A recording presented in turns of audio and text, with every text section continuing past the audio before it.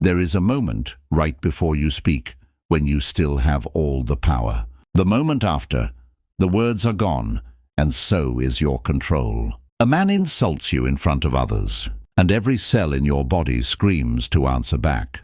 A message arrives that twists your stomach, and your thumbs are already moving before your mind has caught up. Someone doubts you, mocks you, provokes you, and silence feels like defeat.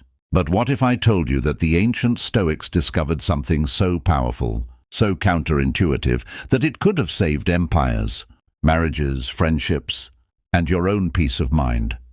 And it was this: never even think of answering.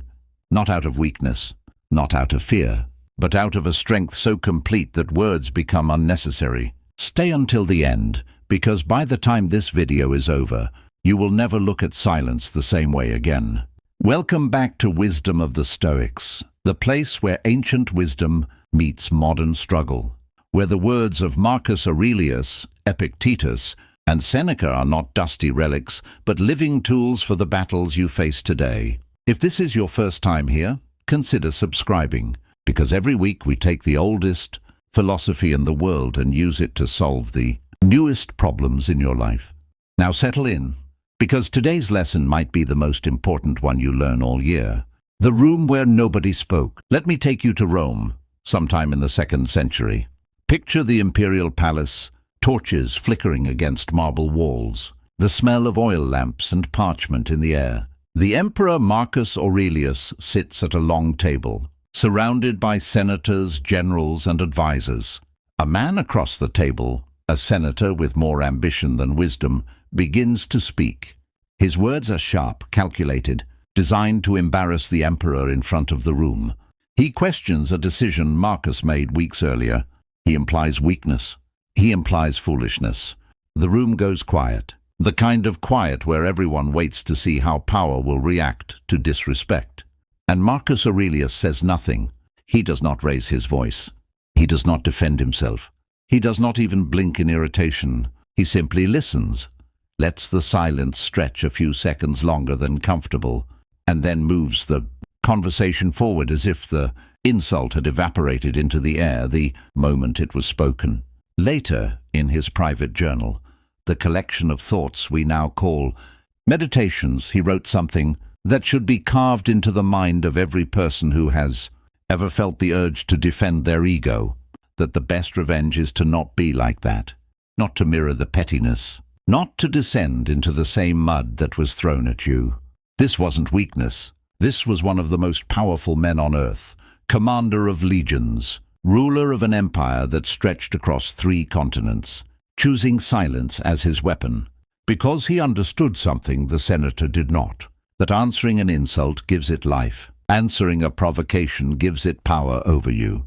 The moment you respond, you have already lost something: your composure, your energy, your peace, even if your words are clever, even if you win the argument. Now ask yourself, how many times this week have you answered something you didn't need to answer? A comment online, a snide remark from a coworker, a passive-aggressive text from a friend. How much of your mental energy have you spent constructing responses, replaying arguments in the shower, rehearsing comebacks you'll never even get to use?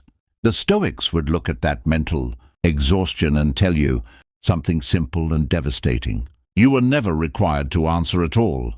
Why your brain begs you to respond. Before we go further into what the Stoics taught, we need to understand why silence feels so unnatural, so uncomfortable, almost physically painful in certain moments. This isn't a character flaw. It's biology wrapped in centuries of social conditioning. When someone insults you, challenges you, or provokes you, your brain's threat detection system, the amygdala, lights up as if you were facing physical danger. Your body doesn't know the difference between a saber-toothed tiger and a rude comment on the internet. It floods you with adrenaline and cortisol, prepares your muscles for fight or flight, and narrows your focus onto the threat. In ancient times, this reaction kept our ancestors alive. Today it keeps us trapped, arguing with strangers, snapping at people we love, sending messages we regret within minutes of hitting send. The tragedy is that most modern threats are not threats to your life.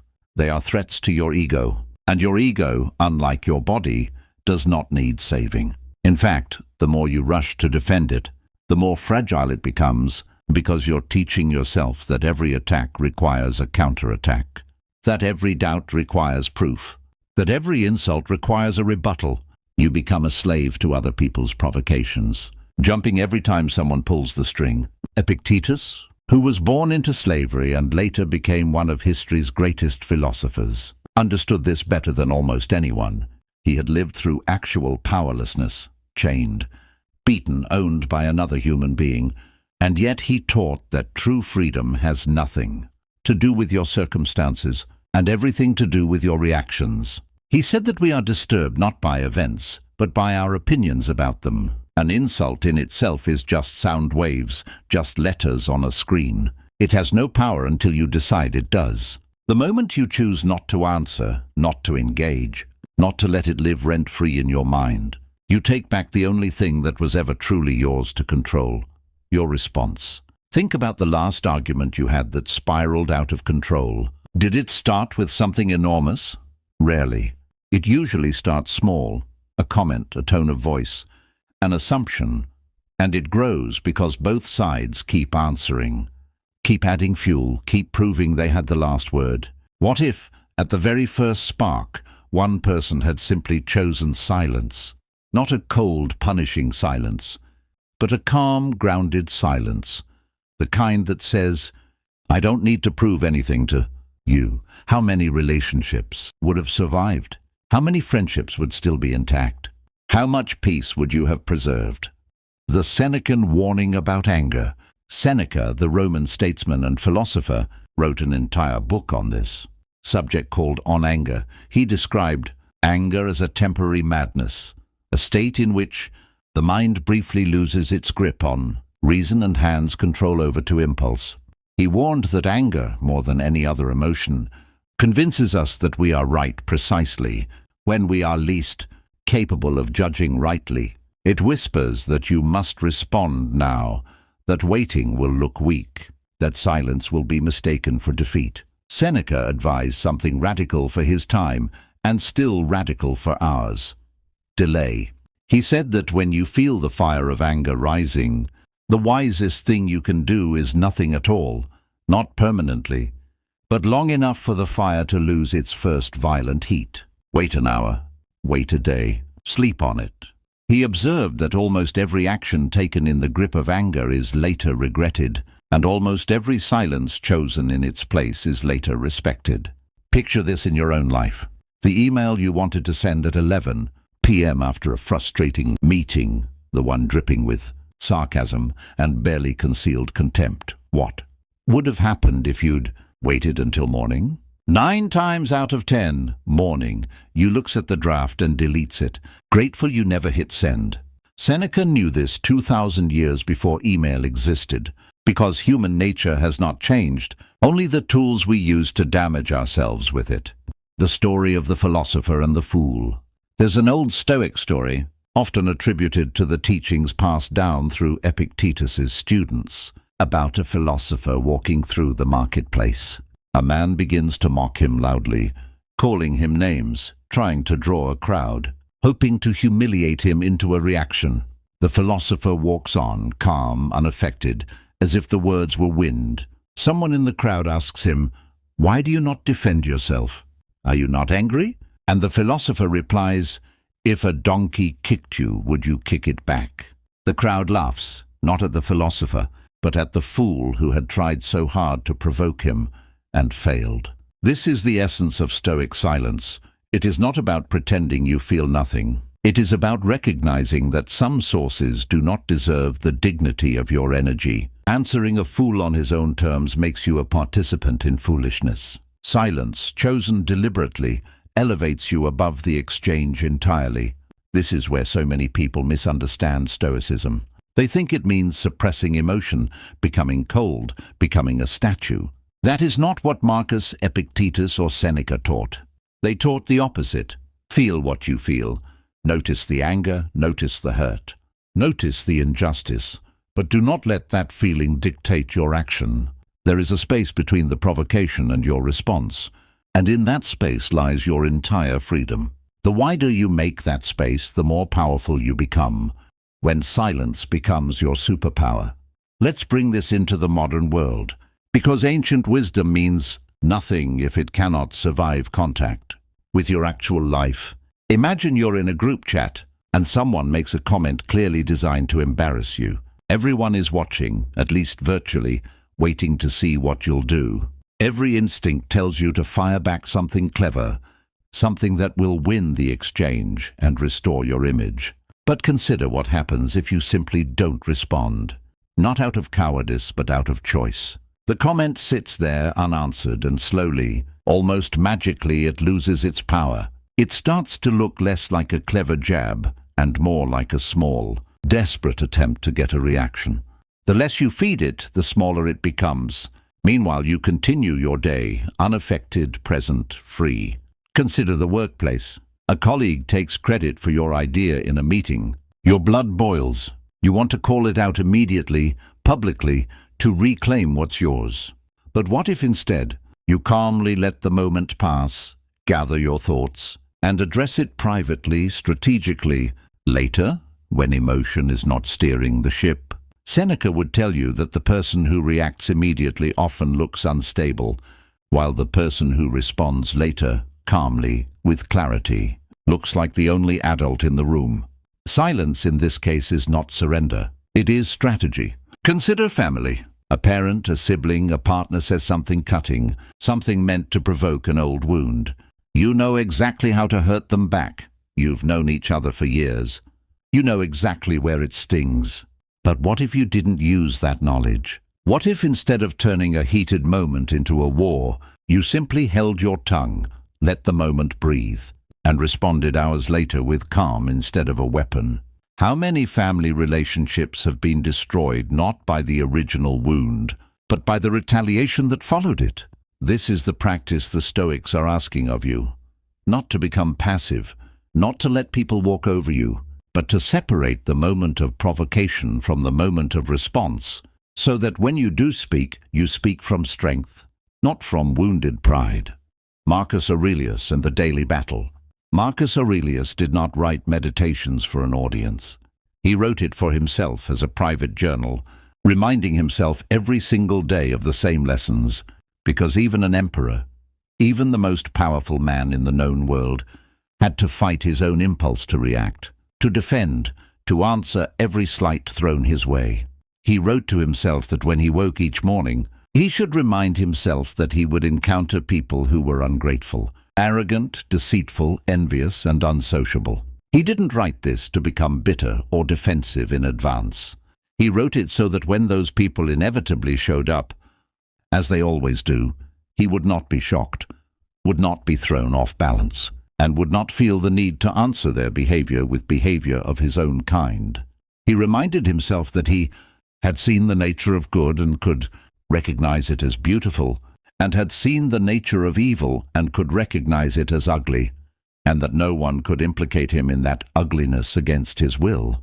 This is such a profound idea, it's worth repeating. No one can make you ugly against your will. When someone insults you and you fire back an equally cruel insult, you have allowed them to make you into something you did not choose to be. You've let their behavior dictate yours.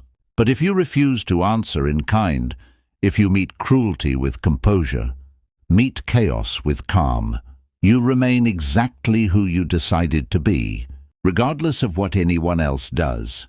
This is the deepest form of self-respect. Not proving yourself to others, but refusing to be shaped by their provocations. The cost of every answer. Here's something worth sitting with.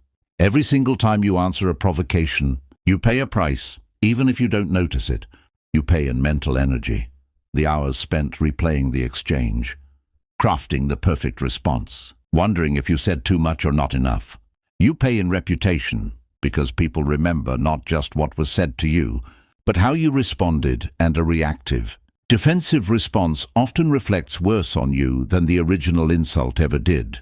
You pay in peace, because your mind, once engaged in conflict, does not simply switch off. It carries the tension into your sleep, your work, your relationships with people who had nothing to do with the original conflict. Seneca compared anger to a person who, in trying to throw a stone at an enemy, ends up standing so close that the enemy is barely scratched while the thrower's own hand is torn open by the effort. This is what happens every time you answer something beneath your dignity. You believe you're striking outward, but the deepest wound often lands on yourself. Now compare this to the cost of silence. What do you lose by not answering? Almost nothing. Perhaps a fleeting sense of winning an exchange that no one will remember in a week. Perhaps the temporary satisfaction of feeling clever. But what you gain is enormous. Your peace remains intact. Your energy stays yours. Your reputation as someone who cannot be provoked grows stronger with every test that you pass. The people who cannot be shaken. Think of anyone you admire for their composure, a mentor, a grandparent, a historical figure, a public figure you respect. What do they have in common? Almost always it's this: they do not react to everything. They choose their battles with precision. They let small things pass without comment, and when they do speak, their words carry weight precisely because they are rare, deliberate, and unrushed. Compare this to someone who answers everything, every slight, every rumor, every provocation. Over time, their words lose value. People stop taking their reactions seriously because they react to everything equally, whether the provocation is enormous or trivial. Their currency of speech becomes inflated, worthless, because they've spent it too freely. This is one of the most practical lessons hidden inside Stoic philosophy. Your silence is currency. Spend it wisely, and your words, when you finally choose to use them, will carry more weight than 1,000 instant reactions ever could. A story from the modern world. Let me tell you about a man, we'll call him David, though his story represents thousands like him, who ran a small business for over a decade. A former employee, fired for poor performance, began spreading false rumors online, tagging clients, writing long, aggressive posts accusing David of things that never happened. Every instinct told David to respond immediately, to defend himself publicly, to counter every lie with a fact. Instead, David did something that surprised everyone around him. He said nothing publicly. He continued running his business, continued serving his clients with the same quality as before, continued showing up every day with quiet consistency. Weeks passed. The former employee, receiving no reaction, no fuel for the fire, eventually grew tired, moved on to other targets, and the posts faded into irrelevance. Clients who had seen the accusations watched David's continued calm behavior and drew their own conclusions, that a man who did not need to defend himself so loudly was probably a man who had nothing to hide. Had David answered immediately, with anger, with counter-accusations, he would have handed the former employee exactly what she wanted: a public battle, a spectacle, a story with two loud sides instead of one calm truth. Instead, his silence became the loudest statement of all.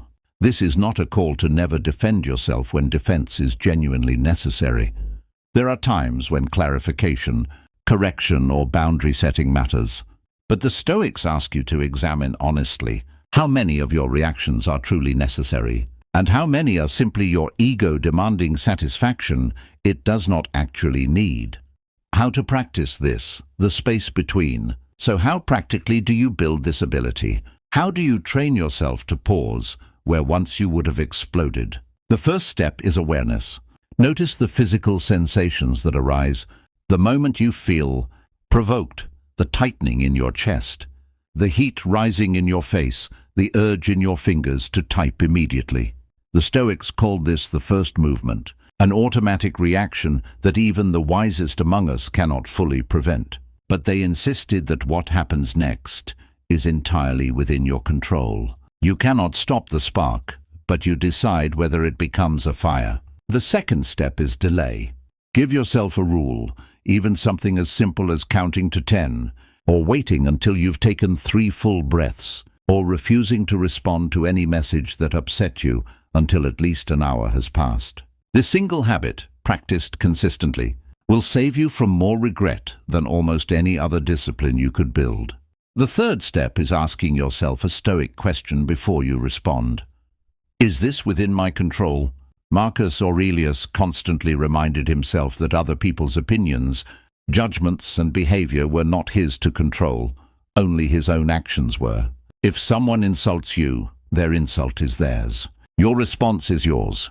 Ask yourself, will answering this actually change anything for the better, or will it simply satisfy a temporary itch while creating a longer problem? The fourth step is remembering the audience that matters.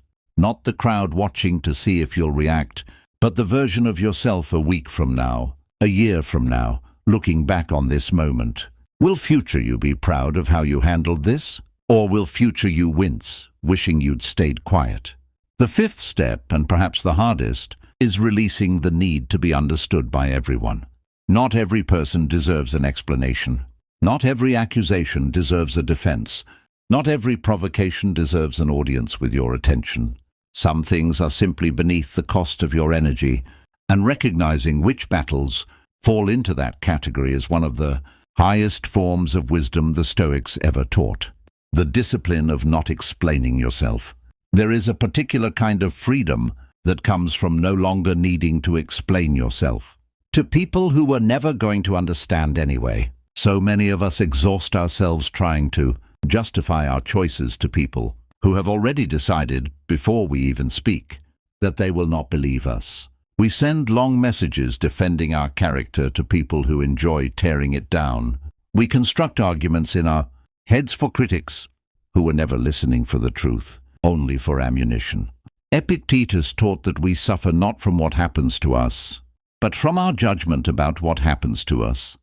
And a huge portion of that suffering comes from caring too much about the judgment of people whose opinion should hold no real weight in our lives. Ask yourself honestly, of all the people whose criticism keeps you up at night, how many of them have earned the right to that level of influence over your peace? How many of them have shown you wisdom, love, or good judgment in the past? Often the answer is very few. And yet we hand our silence, our composure, our entire sense of self-worth over to strangers, acquaintances and people who wish us harm, as if their words carry more truth than our own lived experience of who we are. This doesn't mean ignoring genuine feedback from people who care about you and know you well. Stoicism was never about isolating yourself from correction or growth. It was about discernment, knowing which voices deserve your attention and which deserve your silence. When silence is mistaken for weakness, one of the greatest fears people have about staying silent is that others will mistake it for weakness, for defeat, for having nothing to say. This fear is powerful, and it's worth addressing directly, because the Stoics were not naive about how the world works. Yes, some people will misinterpret your silence. Some will claim victory simply because you didn't engage with their provocation. But here is the truth the Stoics understood deeply. The opinion of those people was never something you could control anyway, and chasing their approval, even the approval that comes from winning an argument, is a losing game from the start. There will always be someone ready to declare victory regardless of what you do. The only opinion that truly matters is the one you hold of yourself when you look back on how you carried yourself.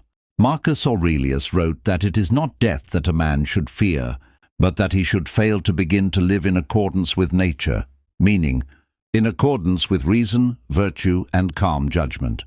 A momentary loss of face in the eyes of someone whose opinion means nothing is a small price for the enormous gain of self-respect, clarity, and peace that comes from choosing not to descend into a fight that was never worth having.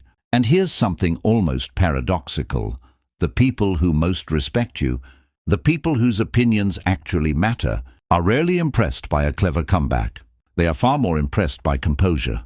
They are far more impressed by someone who can be provoked and simply not react. That quality, the quality of being unshakable, is rare, and rarity commands respect in a way that reactive cleverness never can.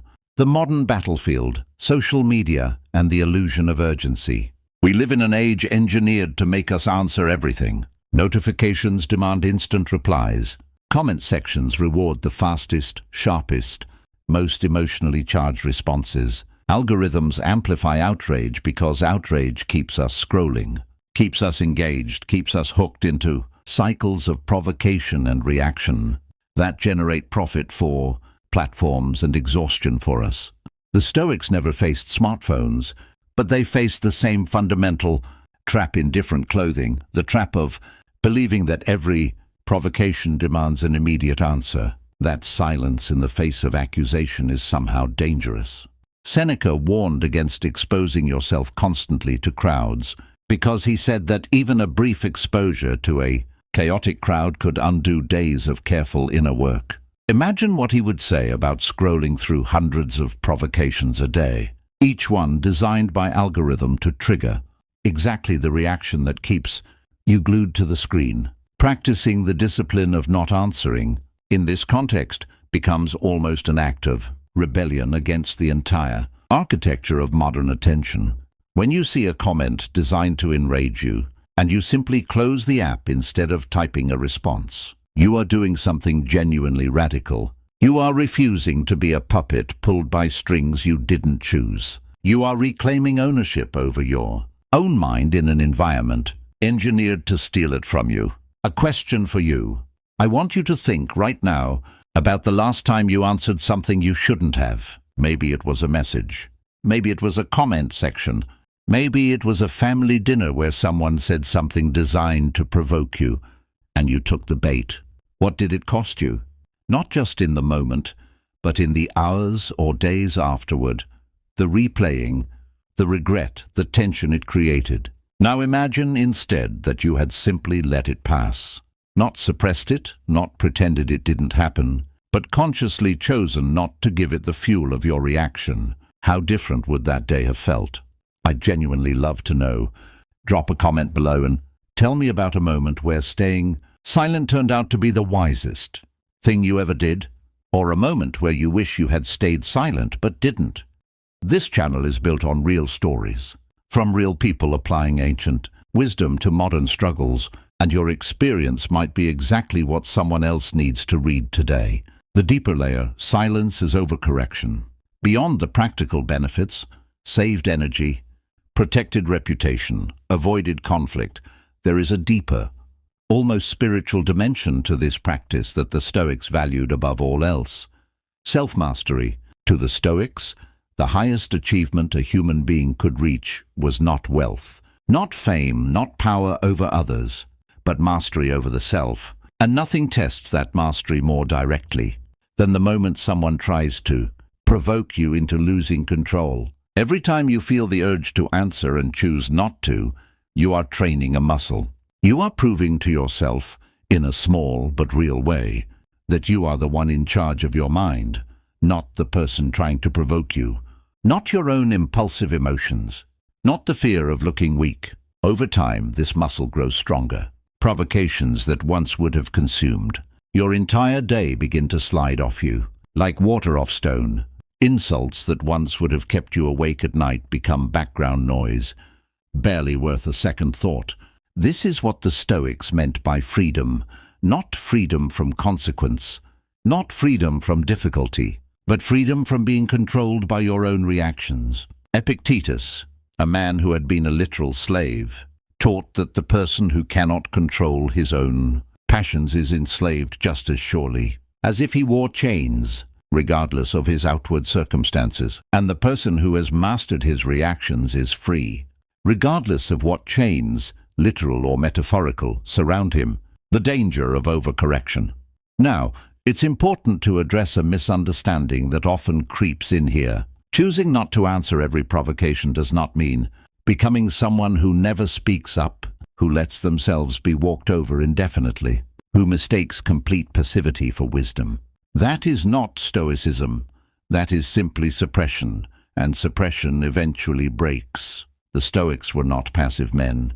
Marcus Aurelius led armies into brutal campaigns. Seneca navigated the treacherous politics of Nero's court. Epictetus built an entire school of philosophy from nothing after gaining his freedom. These were not men who avoided all conflict. They were men who chose their conflicts deliberately, who spoke when speaking served a purpose, and who stayed silent when silence served a greater one. The goal is not silence for its own sake. The goal is intentionality. Before you answer anything, ask yourself, does this deserve my voice? Will speaking now serve truth, justice, or a relationship worth protecting? Or will it simply feed my ego's need to be right, to be heard, to win? If the answer is the former, speak, calmly, clearly, without the heat of anger clouding your words. If the answer is the latter, let it pass, and save your voice for something that actually matters.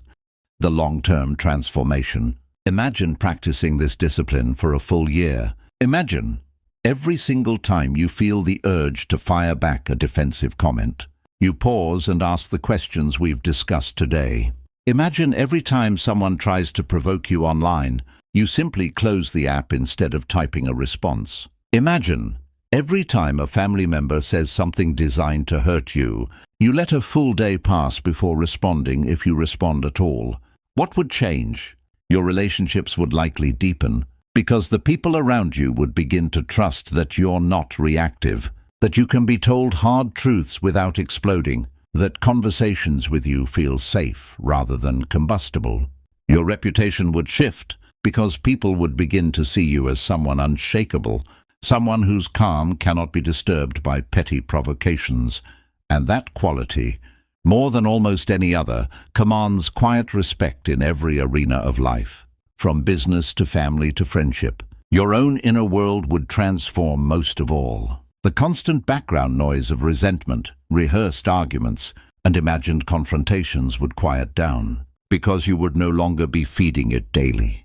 You would have more mental space for the things that actually matter: your work, your creativity, your relationships, your own growth, because you would no longer be spending hours of your one finite life defending yourself against people and comments that were never worth the cost. The final story. Let's return to Marcus Aurelius one final time, because there's a passage in Meditations that captures everything we've discussed today in a single devastating line. He reminded himself that very little is needed to make a happy life. It is all within yourself, in your way of thinking. He understood, at the height of imperial power, surrounded by flatterers, enemies, and provocateurs of every kind, that his peace was never dependent on what others said or did. It was dependent entirely on what he chose to do with his own mind in response. This is the gift the Stoics are offering you, across 2,000 years of distance, through the words we've explored today. You do not have to answer everything. You do not have to defend every accusation, respond to every provocation, or win every argument. In fact, the person who has truly mastered themselves understands that most provocations do not deserve an answer at all. They deserve silence, patience, and the quiet confidence of someone who knows their own worth does not depend on convincing anyone else of it. The next time someone insults you, doubts you, or tries to provoke a reaction, pause. Feel the urge rise, notice it, acknowledge it, and then ask yourself the question that could change the entire trajectory of that moment. Does this actually deserve my answer? More often than you think, the wisest, strongest, most powerful thing you can do is never even think of answering at all. If this video gave you even a moment of clarity, even one idea you'll carry into your next difficult conversation, do me a favor and hit that like button. It genuinely helps this channel reach more people who need to hear these words today. If you haven't yet, subscribe to Wisdom of the Stoics, because every week we bring you the timeless teachings of Marcus Aurelius, Epictetus, and Seneca, translated into practical wisdom for the life you're actually living right now. Share this with someone who needs to hear it, someone who answers too quickly, argues too often, or carries the weight of every provocation thrown their way. And I'll leave you with this. The next time you feel the fire rising, the urge to answer, to defend, to prove, remember that silence, chosen deliberately, is not the absence of strength. It is strength in its purest, most unshakable form. Thank you for watching, and I'll see you in the next one.